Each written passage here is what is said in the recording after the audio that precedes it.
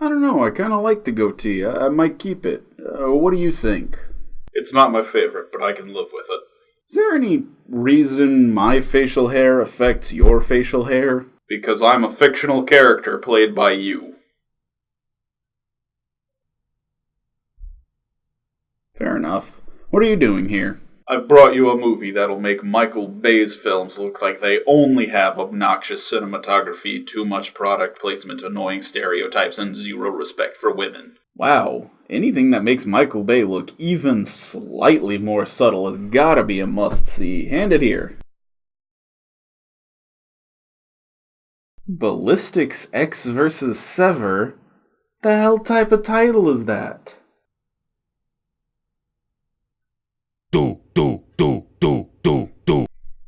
Hello? Did you think I was gonna stick around to watch that crap with you? Nah, I gotta go find a Christmas special for you. There were some movies, terrible movies, movies so awful, no one would touch.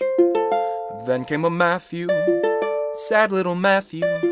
Matthew decided these movies to watch.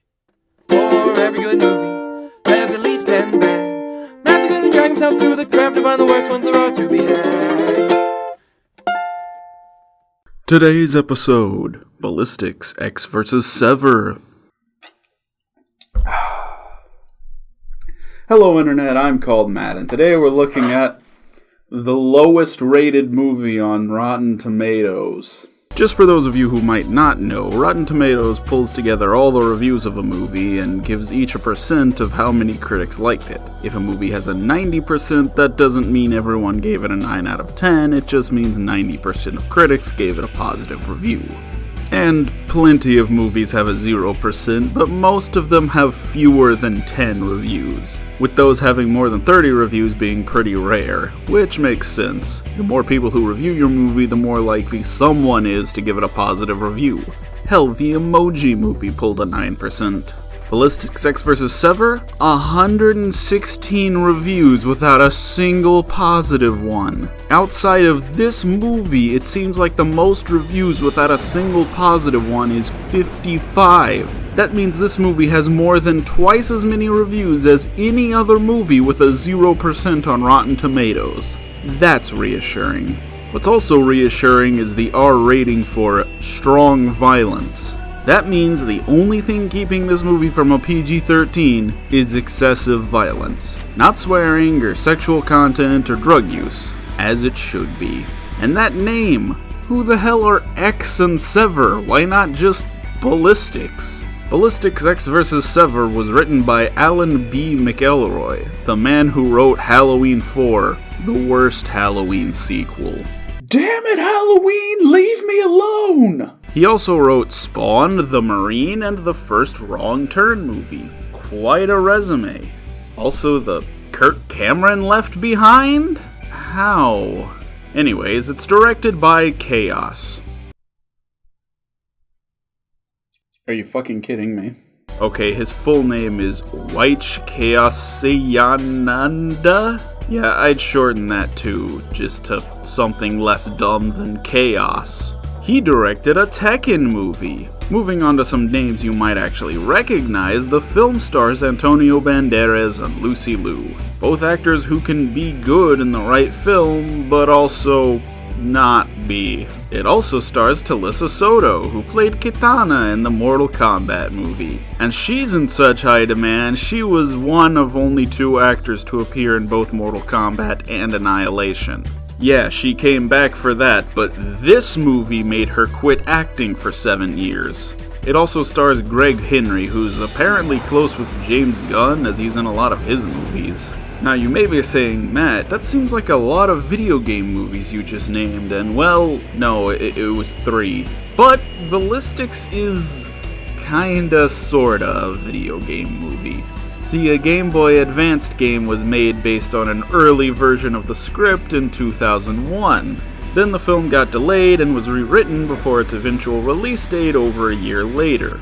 I'm sure the developers would prefer we said this is a video game movie rather than admit they made an adaptation of Ballistic's Ecks vs. Sever. That's a lot to take in, but Man, you ain't seen nothing yet. So we open on the logo for Franchise Pictures, a company who, in their short 8-year existence, never managed to start a single franchise. The closest they got was Boondock Saints, which had a sequel that was only made after the franchise's bankruptcy and the rights had been acquired by someone else. But man, I'm still waiting for the Battlefield Earth sequel. Oh yeah, these people made Battlefield Earth. So the film opens on Vin, a rich woman picking up her son from the airport, only for her rich husband's assistant to grab him and take him back to the airport to be with his dad. And we're off! First explosion! Fun drinking game! Take a shot every time there's an explosion! Warning, do not actually take a shot every time there's an explosion. Then Sever, the least subtly named character since Bullet, hands everyone's asses to them. Why? No time to worry about that. It's action cliché number 37. Sad, lonely hero who's become an alcoholic since something tragic happened. Followed by number 38, young guys completely underestimating a past his prime hero, and 39, trying to talk the hero out of retirement. This is Jeremiah Ecks, a former FBI agent whose wife died 7 years ago. But here's a shocking revelation: she's alive! And the head of the FBI is willing to give him all the information he knows about it if he can help with a case. How obsessed with explosions is this movie? Even the sad flashbacks are explosions. Then, Do the honorable thing, Agent Curtis.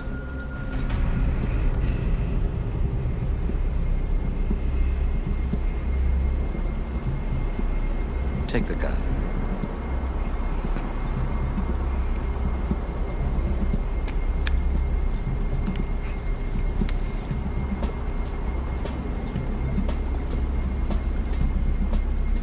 Put it against your head.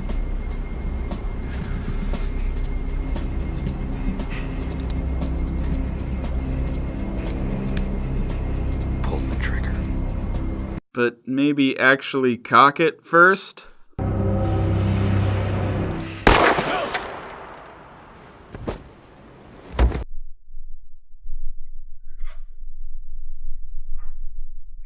I doubt that immensely. I'm gonna save you all a lot of time here. This guy hid an evil bioweapon inside his son, and Sever kidnapped his son in an attempt to get the evil bioweapon so he couldn't have it. There, I just saved you so much time. Is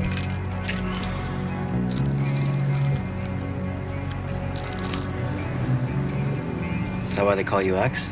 No, they call him Ecks 'cause that's his fucking name. The bad guy is trying to apprehend Sever, but instead she kills them. And the music is once again kick-ass but dated. I guess that makes this the early 2000s equivalent of sweet 80s jams. Honestly though, the action is pretty good.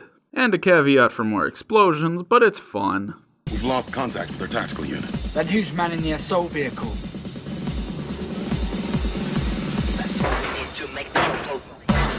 Shit! And that was pretty funny. Hey, beautiful! What?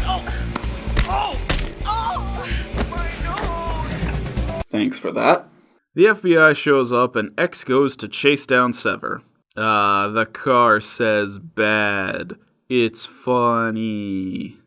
In my dreams, I'm beautiful. And bad. And then they manage to cause double explosion. He chases her to the top of a parking garage where he has her at gunpoint and throws down his shotgun for a handgun. Dude, come on. What's your Harry? Did he say what's your Harry? I'm not sure if he's referring to something covered in hair or if he just wants me to watch this with my friend Harrison. Which I have. She slides down one of those plastic construction tubes and cuts it open so X can't follow her. Well, this movie's got one thing right. I'd much rather be watching Police Story 2.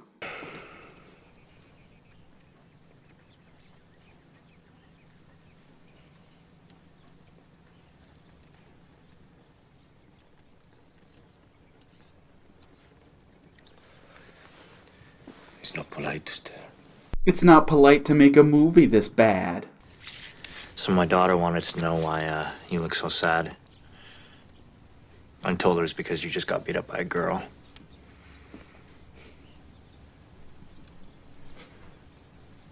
Appropriate response. What is this shit? Everyone knows hacking computers looks like this. Meanwhile, Sever is on the holy crusade to put kids in cages where they fucking belong. Seems Sever has a tragedy of her own. Gant, the evil villain, killed her son. And Ecks is arrested and the bad guy henchmen are at the police station interrogating him? That seems backwards. I really have no idea what happened in this scene, and next we know Ecks is being hauled off to prison. Gee, hope nothing explodes. Up there it goes. Is every car in this movie rigged with C4? This is ridiculous. Now Eggs is chasing Silver across Vancouver, and yes, I'm pretty sure it's actually supposed to be Vancouver. And other stuff. Explosions. I don't know, this movie is actually really, really hard to follow. After the chase scene, Severus Snape tells Axe his wife is with the bad guy. So naturally, he finds her at the aquarium. You're the one that I love. I never stopped loving you. Which is why I haven't contacted you to tell you I'm alive in 7 years. Like, they have a flashback, and sure, in the moment they could both believe the other one died, but eventually someone's gonna go, hey, we didn't recover any dead bodies from those explosions. You got a son. No. Not with him.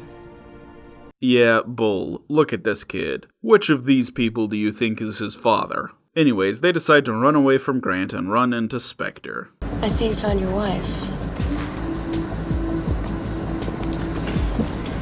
Where is Michael? Your son. Yes, my son. What natural dialogue. By the way, I'm the bitch protecting him. Lucy Liu, I've seen you in good stuff. I know you can act. What the hell was that? Prison bus. You could have been killed. But you weren't. That is results-based thinking, and it is hilarious. So I guess Ecks and Sever are working together now. That versus sure lasted a while. X's wife, or his ex-wife? I'm sorry. Takes their kids to a safe place and Specs and Never gear up. Where do you get all these ordnance? Some women buy shoes. Good answer. Anyways, it's the third act, so that means wall-to-wall, non-stop action.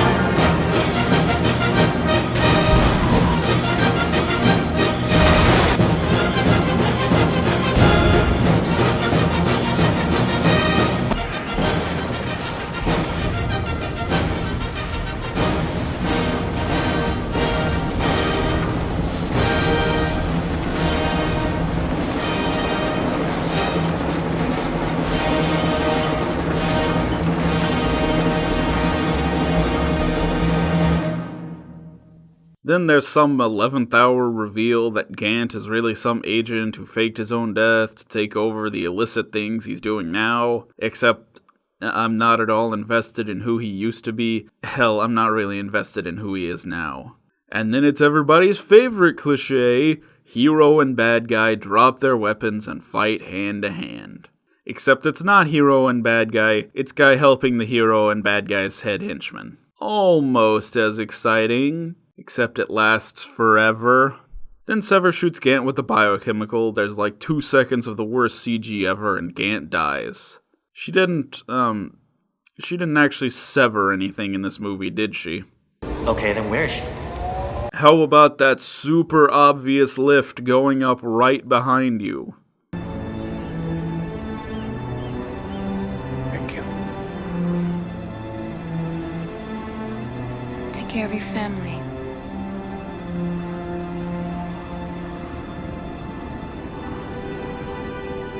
I will.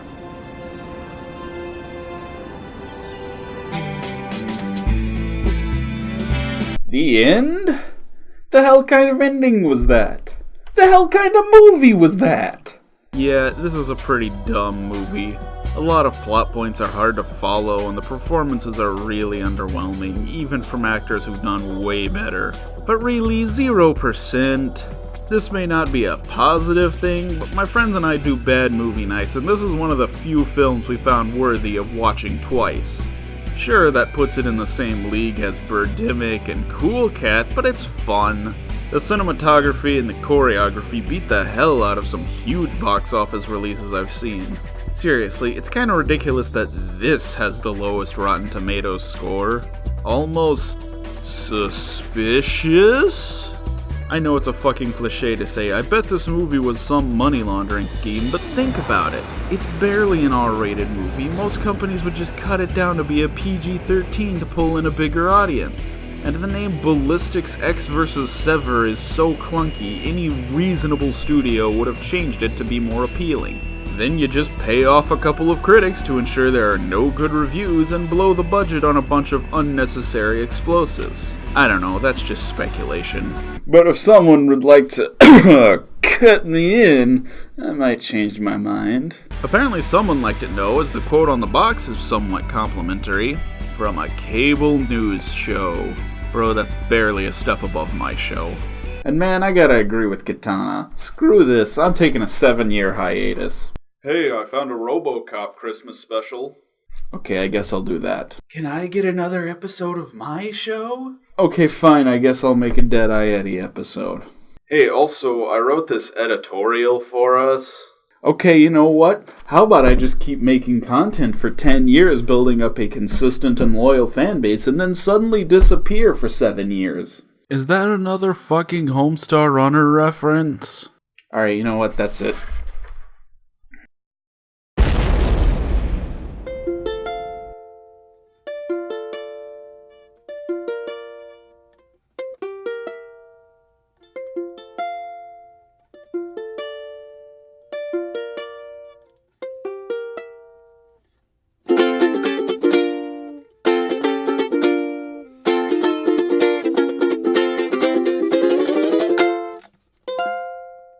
Where do you get all these ordinance? Some women buy shoes. So it's Pepsi and Fireball, but with no alcohol. Brilliant. Oh yeah, these guys made Ballistic Ecks. Of course they made Ballistic Ecks versus. Dang it.